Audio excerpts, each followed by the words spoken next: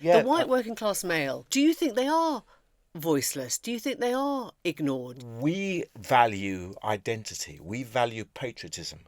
We wrap ourselves in a flag. We value tribalism. I think what that does is it allows you to be manipulated by people like Trump and Tommy Robinson. These guys used to walk down Bethnal Green Road 3 times a year and they were waving their flags, but it never improved their lives. You responded to Yes, one of because Tommy I grew Robinson's up. tweets. I literally grew up with people like Tommy Robinson walking down Bethnal Green Road 3 times a week. I grew up with this. And what did you say to him?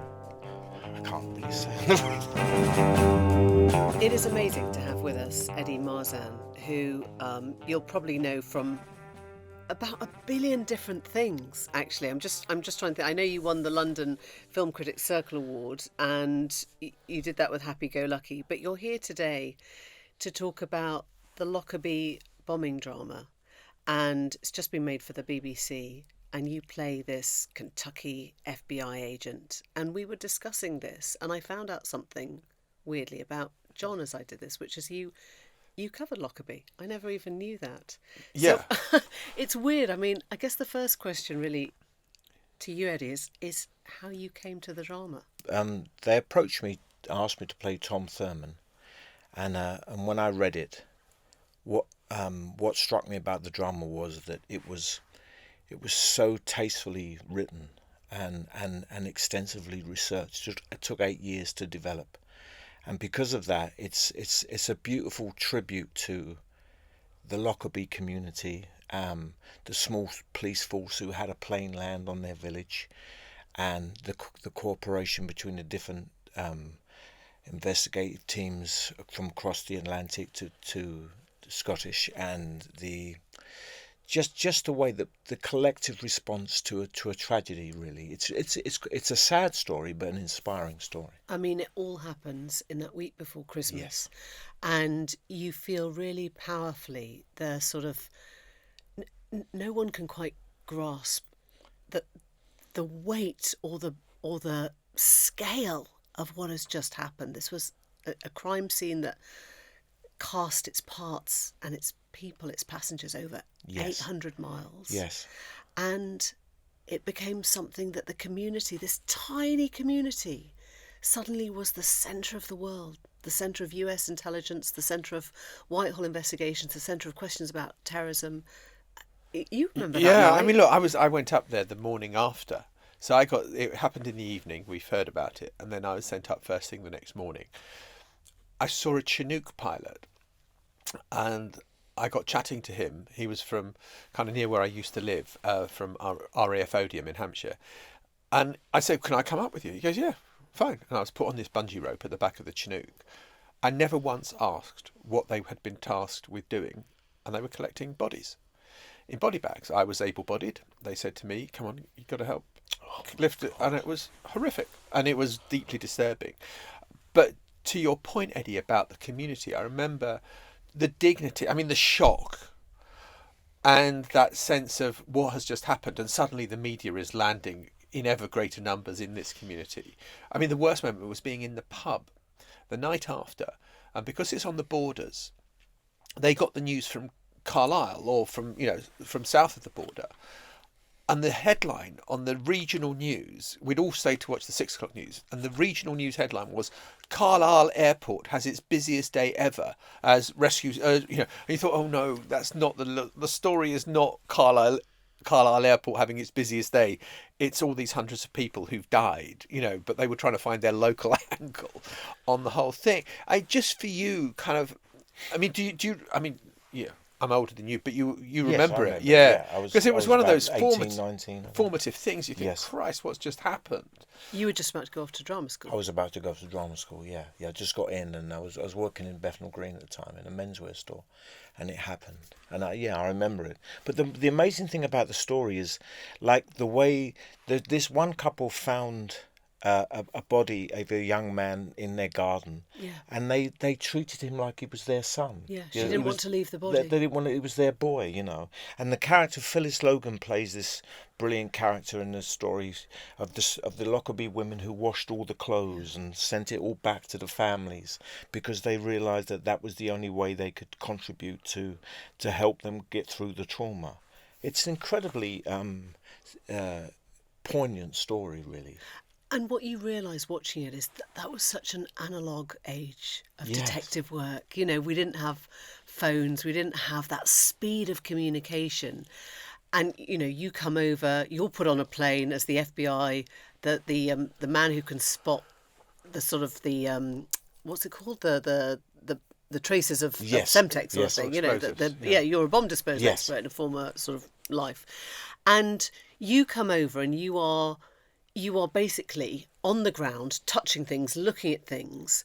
And we started sort of asking ourselves whether you would have that same, both the same sense of community, if that happened today, you would have that same sense of community, or whether the story would just run away from you too quickly, you know, on social media, with conspiracies, Yes. with, I don't know, it'd be a very different event today, wouldn't it? Yeah. I mean, the story's been taken over by conspiracies even now, really, which is a shame because there's a trial coming up of is it Masood? They're trying to delay it for a year. So it's still ongoing. The story's still developing, even though we've made the drama. Do you think you understand better what happened? I mean, we all remember the Libyan Abdel Yes. Bassett al-Megrahi, Yes. who was then imprisoned in Scotland, who was then freed by the Scottish Justice Secretary, Kenny McGaskill, because Yes. he was dying Dying, terminally ill. But this drama raises all sorts of questions about whether it was. It raises the complexity of the investigation and the kind of dead ends they went down and the complexity of geopolitics and all that. But it gives an honest portrayal of the evidence, how it was presented in court. Because I think it wanted to do that. It's not a drama about conspiracy theories. It's a drama about a collective response to the tragedy. And that's why that was one of the reasons why I wanted to do it, really. Eddie, I covered the 20th anniversary of 9/11, and I was struck then when I was in New York. If the same thing had happened today, would a nation have come together in the way that it did after 9/11? Because everything is so polarised. There are conspiracy theories. The right want to talk about their things. Yes. The left maybe want to talk about theirs. And never the twain shall meet. And, you know, Lockerbie, again, was that kind of sense of an innocent age. And I know Yes. you've become increasingly disillusioned. I mean, you've come off social media Yes. because you just think it is so toxic. Well, I think people confuse winning an argument with finding a solution. You know, I don't think, for instance, the Good Friday Agreement got solved because someone won an argument. I think it got solved because someone found a solution. And what social media does is people confuse the two. There's a great saying by the physicist Niels Bohr when he said, for every great truth, the opposite is also true. And for every simple truth, the opposite is always false. And when you're on social media, people demand that you adhere to their simple truths, and they don't accept the paradox or the nuance of reality. And reality is always paradoxical. There's always two sides to a debate. So I came off of it because I was just tired of the echo chambers. I realised within myself that it would only be a certain amount of time before I posted something that was ill-considered or ill-informed, because I was getting passionate about things, but the information I was getting was purely dogmatic. Do you know what I mean? There was no self-correcting mechanism on social media. Do you think it was inevitably going to be like that on social media, or do you think that sort of people like Elon Musk and others have made it immeasurably worse? I think they've made it worse, immeasurably worse. I mean, I would follow commentators and experts and things, but then I just started getting stuff coming through that I had no interest in, and mainly I was being fed all this right-wing posts from people, and I think, well, I don't agree with these people, and yet it kept coming through. I thought I was being fed Elon Musk's opinion rather than my own, you know. What do you mean, no self-correcting mechanism? Do you mean that it's almost impossible to have an apology on social media, or do you mean that you wish that that people did point out things that you got wrong, but they can't do that, or what do you mean? What I mean is the echo chamber.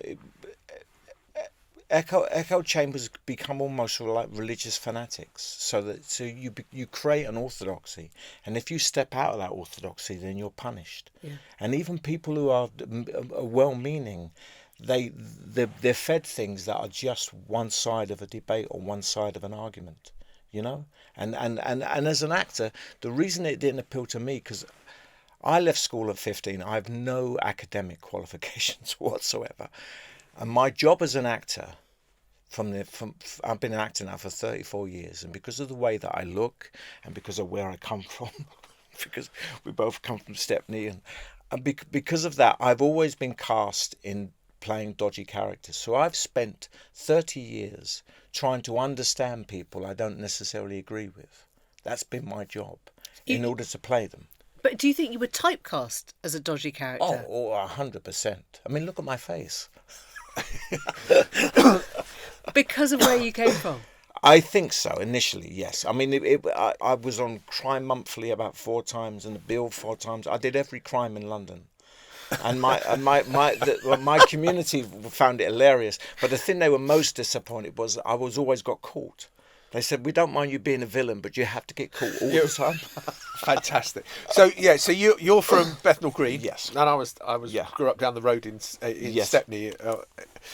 So I just wonder, when you look today at the way people talk about the white working class, Yes, as having been left behind, marginalised. Tommy Robinson is the obvious place to go to. Particularly the white working class man. Yeah, the white working Yes. class man. But, you know, Tommy Robinson is the natural home for you if you are angry, fed up, feel that life... You're not Tommy Robinson. No. So do you think that this kind of portrayal of the white working class male as betrayed, no future, you've got to rail against immigration because they've taken your jobs, your houses, your whatever, is just mad? Yeah, I mean, from my experience growing up in Tower Hamlets, which is probably one of the most diverse boroughs in the country, my experience of it is that the largest percentage of interrace marriage and mixed ethnicity children are from white working class and immigrants. So about 50% of the white working class accepted change. They accepted immigration, they accepted new people coming in. About 25% were kind of on the fence. If they had to share limited resources like doctors and schools, they began to question it. Yeah. But there was another 25%, and this is a rough assessment, but there was another 25% that would join the BNP and walk down Bethnal Green Road once a week and were just fascists. And I think that, especially, I was listening to your podcast when Keir Starmer made his speech recently, and you made a brilliant point where you said, rather than talk about control and contribution, he just talked about control. And he used terms like it was a squadded chapter, and it was an experiment that's gone wrong. Well, he talked about an island of strangers as well, didn't he? When I grew up, I am literally the product of diversity. My community that I was raised in was amazing. I had a difficult period in my teenage years because of my parents had a difficult marriage, and my community stepped up, all aspects, and a diverse community, and it was an absolute privilege to live in that community. And I think one of the reasons, I'm sorry to interrupt, one of the reasons is when I look, quite often I get asked to play Jewish characters from the East End, because a lot of writers in the film industry had grandfathers who grew up in the East End. They lived in Brick Lane or Stepney or whatever. And when they listen to my natural accent and I speak a bit of Yiddish that they write in, they say, "Oh my God, that's my grandfather. That's exactly how he sounded." And so what I realised was that my parents grew up and went to the same youth clubs as their grandfathers. But now their generation are writers and solicitors and lawyers, and it's the immigrant experience. Because they were immigrants, they were thinking long term. The East End is a place where immigrants come in, but they're thinking generations ahead. I'm making this choice to come here because I want, in 3 generations' time, I want my You want your kids to be outperforming you and your standard of living. And the problem with the East End, and I can see it within my family, I'm half immigrant and half East End for literally till the Middle Ages, I think. I mean, we go back, we was in and out of workhouses and prisons for the last 400 or 500 years on one side of my family. And what poverty does to you is poverty creates short-termism. So you literally, economically, you can't think beyond the next week. So practically, you don't think beyond the next week, and morally, you don't think beyond the next week. Everything is about. There's even a saying in East End where you don't earn a living. Yeah, I can nick about 300 quid a week. You don't literally nick, but to earn a living is to nick money. Yeah. Do you know what I mean? Yeah. And because you feel like life's against you, and you just got to get on any way you can. Yeah. So Eddie, when you heard Keir Starmer making that speech about Island of Strangers and all the rest of it, which some people said had very strong echoes of Enoch Powell's Rivers of Blood speech, did you think he's getting this wrong? Or did you think this is probably the right tactics if you're going to take on Farage and Reform and all the rest of it? No, I thought he was getting it wrong. I listened to what Lord Dubs said when you interviewed him, and I thought he hit it on the nail. I thought he was 100% correct. The problem is that if you use the language of that extreme 25%, you will never satiate them. You can never go far enough for them, because it is their sense of identity, the anger and resentment and the nativism that they have is their sense of identity, and you can never satiate them. You can try to.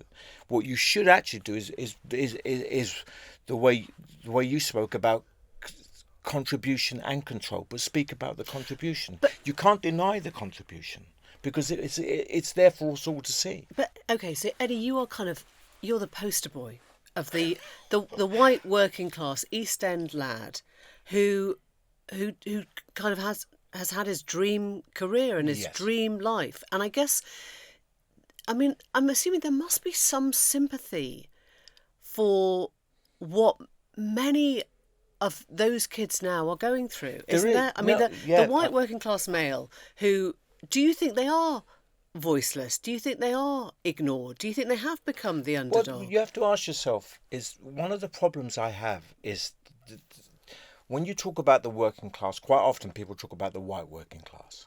Where I grew up, it wasn't just...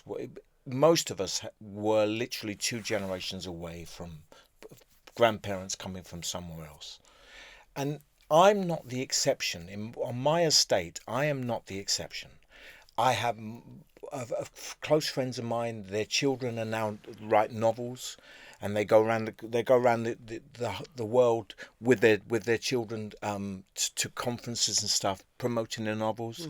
My friend Emmanuel deals in property. I have another friend of mine who runs a printing business. So has something changed? That's what I'm asking. Has something changed? No. Do you think that we've just adopted a sort of lazy assumption that... What the problem is, I think, is if you come from an immigrant community, you think long term. Yeah. You put more investment in education and learning, and the problem with the white... But if you don't... if you don't, the problem from my experience, and I can only speak from my experience of the white working class, is that we value identity, we value patriotism, we wrap ourselves in a flag, we value tribalism, and I think what that does is it allows you to be manipulated by people like Trump and Tommy Robinson, and they'll be walking down. These guys used to walk down Bethnal Green Road 3 times a year, and they were waving their flags, but it never improved their lives. You can't eat a flag. Where if you look now, you look at the education statistics now, but amongst the white working class as opposed to the children of immigrants, Chinese and African and Asian and black kids, they're outscoring them. Why are they outscoring them? Because they are the children of immigrants, and the immigrants value education. Yeah. What they do is they don't look at identity, they don't look at themselves as a fixed thing. They look at themselves as potential. Yeah, what they could be. What they could be. And we look at ourselves as, this is what I am and don't you dare change it. That's the problem. That's fascinating. It's absolutely fascinating. But you responded to Tommy Robinson. You for all you said about not wanting to say the wrong thing on social media, you responded to one of because Tommy Robinson's tweets. I literally grew up with people like Tommy Robinson walking down Bethnal Green Road 3 times a week, and if I'd go and get a bagel on a Sunday morning on Brick Lane, there'd be the National Front would be on the corner of Brick Lane every week. I grew up with this. And what did you say to him? I can't really say.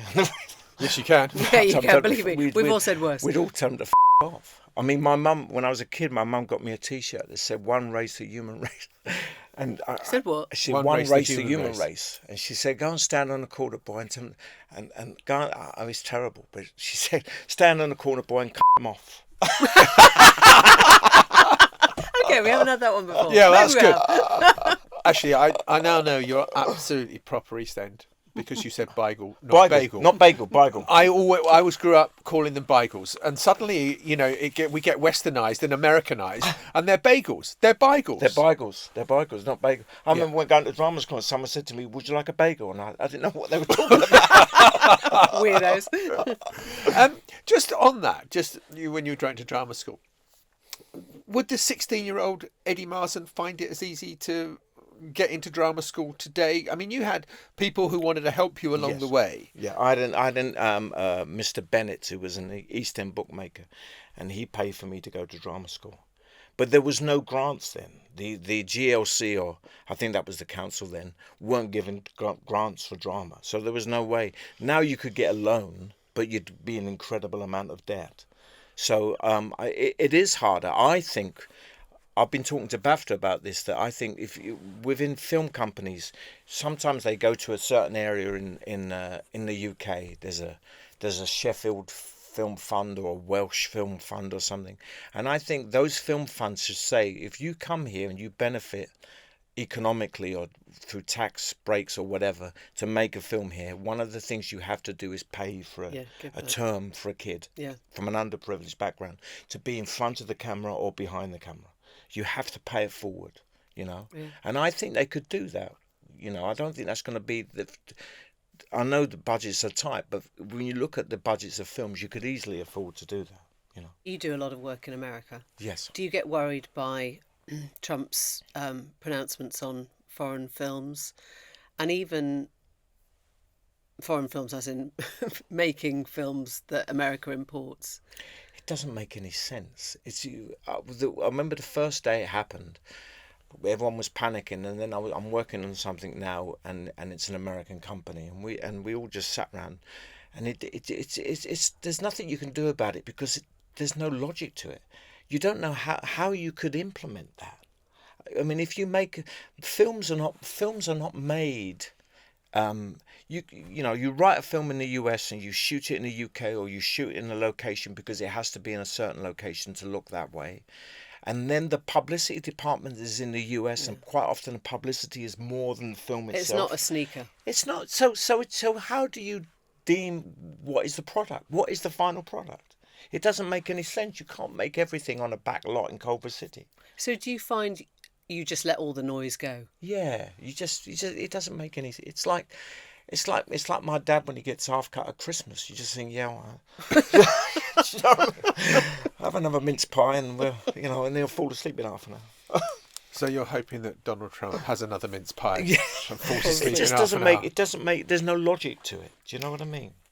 Eddie, you said that Starmer couldn't just imitate the language of the right or the hard right or the Farage right or whatever, because otherwise that's where you'd end up going if you were a voter, if you liked that.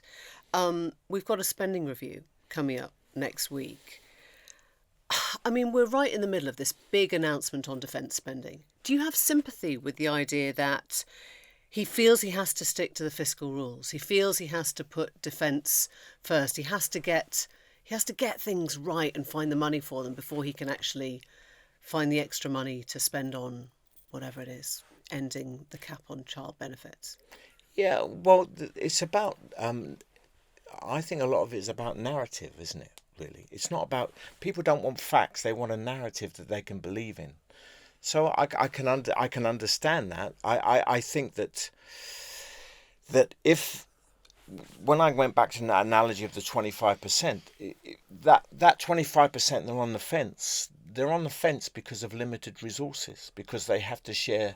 Their kids have to suddenly have 5 more kids in their classroom, and there's a classroom of 35 rather than 30, and they've got to wait 1 more hour for the doctors, or that's if you address that. And social housing is. I grew up in social housing. We're not making social housing anymore, and you should invest in social housing. I think that would be means a kind of quantitative easing for the working class. And the working class spend their money in high streets and in cafes and in restaurants. They don't save their money. So that would be a way in which you would funnel money into communities and make it flow more, I think. And you've spoken so kind of affectionately about the immigrant experience. Yes. But I guess if you're looking at the numbers now in terms of immigration, illegal immigration, you know, people seeking asylum, people coming over in boats, many people in this country just see the numbers and say it's totally out of control. Would you still make the case that actually we do have to have immigration, even if it's from irregular routes? We do have to welcome people of all different communities, or do you think it's a different time and a different scale now? No, I still think, I still speak. My own experience of living amongst immigration was that it made the best of me. There's many different forms of some people have a privileged upbringing because they're economically privileged. My privileged upbringing was because there was literally a synagogue at the end of the street and a mosque and a Buddhist centre and a church, and you learnt to. What it made you do was in a sense initially reject your own cultural orthodoxy and take the best bits and reject the worst. And we all, I mean, me and my friends now, we all created a kind of cultural and historical narrative that we could all live with. So I think that's, I think what you said before about control and contribution, I think it's a really, it's a positive. Change is a positive thing, and it's never. Don't be afraid of change. What happened to me was when I went to drama school, they teach you how to breathe. You spend 3 months on your back, and then at the end of Bethnal Green, on Roman Road, there was a Buddhist centre, and they were doing breathing exercises for meditation. And I went, and I started to go every week to learn how to breathe deeper. And then I got into meditation, and I've been meditating for about 30 years. And when I started to go, I then went to the Buddhist centre to listen to a lecture about this Buddhist theory called anatman, which means no self. And what the Buddha said was, we don't have a fixed self. So John and Emily and Eddie, we're not eternal fixed things. We exist, but we are subject to the environment, so we can change. We are potential. And then I left the Buddhist centre and I walked past a pub, and I heard a white bloke in the pub talking about, you know, those immigrant bars here. And I remember thinking, oh, you're afraid of self. You're afraid of losing yourself and the change. But actually, it's all right, because we are all changing all the time. So this idea, when Theresa May said, "You are," what is it? She said, "You are." Yeah, nowhere, somewheres, and nowheres. Yeah. Well, that's or anywheres. Maybe it was. Nowhere, somewhere. But I kind of think, but that's what we all are, because that's what potential is. Don't define. So do you think politicians are scared to say that to people? I mean, whose fault is that? Do you think politicians should be braver in turning round to your guy in the pub and saying, "Oh, get over yourself and listen," or do you think they should actually listen to people's fears better? I don't know. I mean, if I was a politician, I'd probably be trying to tell everybody to meditate. I was interested in your use of the word. I was interested in your use of the word narrative. Yes. What Keir Starmer's problem is, he lacks a narrative, and I keep hearing that. Is he unable to tell a story about what he's trying to do, where he's trying to lead? What is it? I don't know. I mean, I think he's a very decent man. I like him. Yeah, I do. I trust him. I know many people who are brilliant storytellers. I know I've worked with actors for 30 odd years. They're brilliant at creating narratives. I wouldn't trust them to make a cup of tea. I mean, Farage is a storyteller. Yeah, and Farage is a great storyteller and a great narrative, but it's a very simplistic, kind of populist narrative that doesn't bear any scrutiny to truth. When you look at it, really, he says all these things, and that's why it appeals to people, because populism is simple lies preferred to complex So how do you wean truths. people off that then? I mean, I know, sorry, I'm treating you like you are actually a Buddha as opposed to a Buddhist. But how do you wean people off that then? If what you've said is people much prefer digesting simple stories like the one that Farage says, and when Keir Starmer comes out with his ums and his decency and his hard facts, it doesn't go through. Well, look, I'm involved in the Windrush campaign, Yeah. right? And the Windrush campaign is brilliant because I think the Tory government miscalculated how within urban centres we are all members of the Windrush generation, all of us, because we all went to school with the kids, we danced to the same music, we ate the same food, we've probably got Yeah, we're entwined. Yeah, we're entwined completely, and I think that is a brilliant way of showing. Look, this is the visceral advantage of immigration, how brilliant it can be. And I think that has been lost. The story of immigration is when someone moves next door to you from a different colour, different religion. At first, you're scared of them, you're hesitant, and then gradually you get to know them. And within 10, 15 years, your kids are going out together, you're playing in the same football team, and you transcend those things. But maybe, Eddie, if there's one person, that works. If there's 100 people, that doesn't work. I understand that, but that's what I mean. Economically, you need that 100 people because we need immigration because we need to survive economically. But also, that's why you need to create more resources and you need to create social housing. I mean, there was 100 people when I grew up. There was 100 people. There was, and we got on fine. Yeah. We had a brilliant time. Eddie Marsan, what a pleasure. Come back, will you? Or what are you thinking? So no, bloody hell. Oh, you'll bring the Bibles. Smoke sound Bibles, bit of cream cheese on the side. Brilliant. Thank you so much. Thank you. The Newsagents. This is a Global Player original podcast.